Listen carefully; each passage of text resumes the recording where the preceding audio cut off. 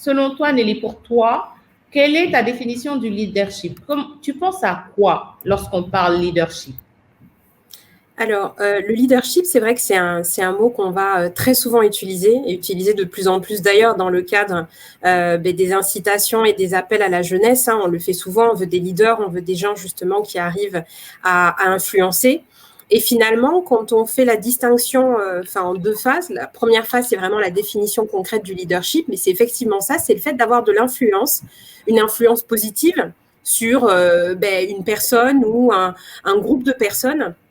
Et quand on a cette notion d'influence, on va également intégrer en fait une autre dimension qui est le fait de fédérer, inspirer, arriver à embarquer justement un groupe de personnes pour atteindre un objectif. Donc ça, c'est le premier point. Et maintenant, quand on va intégrer la dimension de leadership au féminin, on se rend très vite compte qu'il y a énormément d'éléments additionnels en fait qui s'agrémentent à cette notion de leadership.